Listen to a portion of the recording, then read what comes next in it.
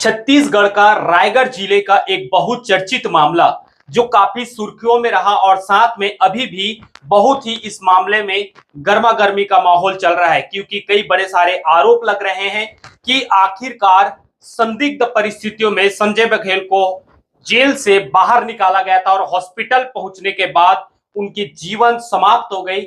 ये बातें डॉक्टरों ने कही। उसके बाद से ये पूरा जो मामला है वो छत्तीसगढ़ में गरमाया हुआ है। रायगढ़ में तो काफी ही ये माहौल गर्म है, लेकिन बहुत सारे आरोपों के बाद से अब एक बड़ा बयान सामने आया है, जिसमें जो परिजन है या फिर जो लोग हैं वो सवाल उठा रहे थे कि पुलिस प्रशासन के ऊपर भी एक सवाल उठा रहे थे, साथ ही साथ जो जेल के प्रशासन है उस पर भी सवाल उठ रहा था। लेकिन इसमें अब जो वरिष्ठ पुलिस अधीक्षक है रायगढ़ के, शशि मोहन, उन्होंने इस पूरे मामले में एक प्रेस वार्ता करते हुए सीसीटीवी फुटेज और वीडियो जारी किया है, जिसमें बताया गया है कि उन्हें बिल्कुल कोतरा रोड थाना ने उसे गिरफ्तार किया गया था।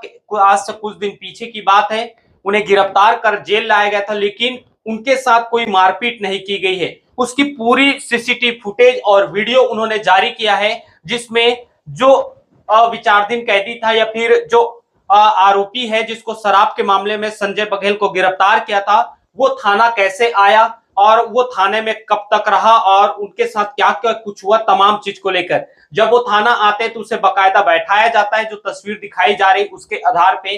साथ ही उसको अगर प्यास लगती पानी पिलाया जाता है, वो आराम भी करता है, वहां खाना भी उन्हें बकायदा खिलाया जाता है। और ये सारी प्रक्रिया होने के बाद जब वो बाहर निकलते तब भी वो सही सलामत सकुशल और अपने पैरों से वो चलते फिरते साफ तौर पे नजर आ रहे हैं। ये सीसीटीवी फुटेज और वीडियो जारी होने के बाद से एक बात तो साफ है कि थाने के अंदर में उनके साथ शायद ही कुछ हुआ होगा, ये वीडियो के आधार पे आपको कह रहे हैं। लेकिन एक बात अब और सवाल खड़ा होता है कि अब जो शक की सुइयां हैं वो अब जेल परिसर या जेल प्रशासन पे घूम चुकी है, क्योंकि एसपी ने तो इस वीडियो में सीसीटीवी फुटेज जारी कर दे इस पूरे मामले में। अब सवाल उठता है कि आखिरकार थाना से निकल करके जो आरोपी है उसे जेल लेकर भेजा गया था, जेल उनको दाखिल किया गया था, अब वो जेल से हॉस्पिटल कैसे संदिग्ध परिस्थितियों में पहुंचा, ये सबसे बड़े सवाल है। और जो सुई का